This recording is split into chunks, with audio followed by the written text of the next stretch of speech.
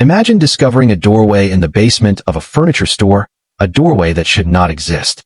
Behind it is not another room, another building, or even another place on Earth. It is an endless world of yellow walls, buzzing lights, empty corridors, and spaces that seem to change whenever you look away. This is the Backrooms. The story begins with Clark, a furniture store owner whose ordinary life is suddenly interrupted by something impossible. In the basement of his showroom, he discovers a strange doorway leading into a vast, unnatural space. At first, Clark believes he has simply found an abandoned area hidden behind the building. But the deeper he goes, the more he realizes that this place does not follow the rules of reality. The corridors seem endless. The rooms repeat themselves. The architecture changes without warning. And the longer Clark remains inside, the more difficult it becomes to remember where the real world ends and the backrooms begin. When Clark finally returns, he is no longer the same man. He becomes obsessed with the place. He talks about the impossible rooms, the strange sounds, and the feeling that something is watching him from somewhere beyond the walls. But to everyone around him, his story sounds like the result of stress, trauma, or a mind slowly losing its grip on reality. That is when Clark begins seeing Dr. Mary Klein.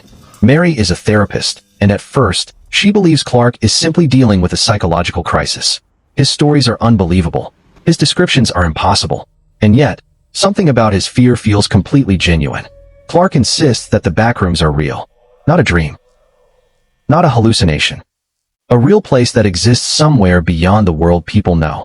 Mary tries to understand him, but Clark becomes increasingly consumed by his obsession. The mysterious doorway is no longer just something he discovered. It becomes the center of his life. The more Clark investigates, the more dangerous his behavior becomes. He starts returning to the impossible space again and again, searching for answers. But every journey changes him. Inside the backrooms, distance has no meaning. A hallway can stretch for miles. A door can lead somewhere completely different every time it opens. And a room that appears empty may not remain empty for long. Outside the dimension, scientist Phil begins studying the phenomenon. What started as one man's strange experience may be connected to something much larger. The backrooms appear to be expanding, and the boundary between the impossible dimension and the real world may be weakening.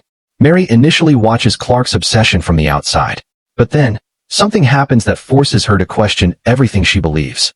Clark disappears. He does not simply leave. He vanishes into the backrooms. Now Mary must decide whether Clark is suffering from a dangerous delusion, or whether he was telling the truth all along. With no ordinary explanation left, Mary follows the clues connected to Clark's disappearance.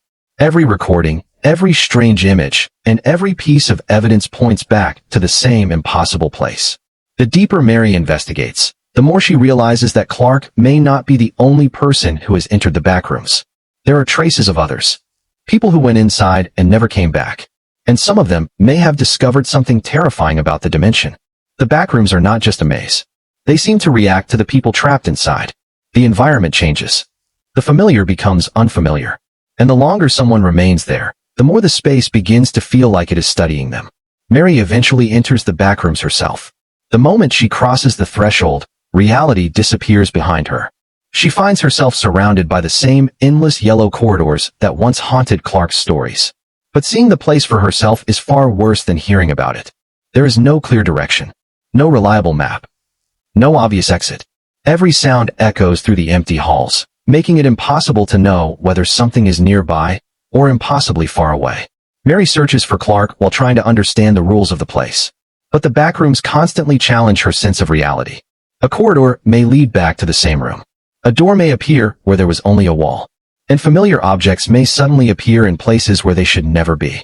Then Mary begins to realize that the backrooms may be connected to the minds of the people inside them. The space does not simply trap people physically. It can also trap their memories, fears, and regrets. The longer Mary searches, the more the environment seems to respond to her presence. And somewhere in the endless maze, Clark is still alive. But he has changed.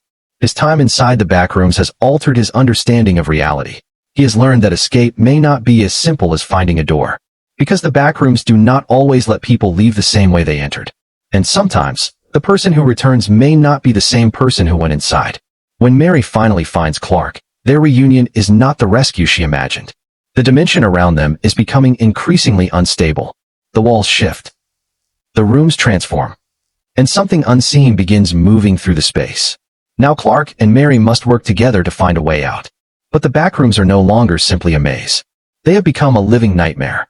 Every decision carries a price. Every wrong turn can send them deeper. And the closer they get to an escape, the more the dimension seems determined to keep them trapped. Outside, Phil and the others continue monitoring the phenomenon. But the situation is becoming impossible to control. The strange doorway that once appeared in a basement may have opened a connection between two realities. And if that connection continues growing, the backrooms may not remain a hidden dimension forever. As Mary and Clark fight their way through the shifting labyrinth, they begin to understand the horrifying truth. The backrooms may not have one single entrance.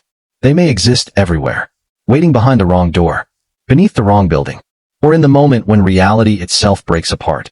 The final journey becomes a desperate race against the impossible space. Mary wants to return to the real world. Clark, however, has spent so long inside the backrooms that he is no longer certain where he truly belongs. The dimension has become part of him, and that may be the most terrifying danger of all. In the end, escaping the backrooms is not simply about finding a doorway. It is about knowing which reality is real. As the maze continues shifting around them, Mary is forced to make a final choice.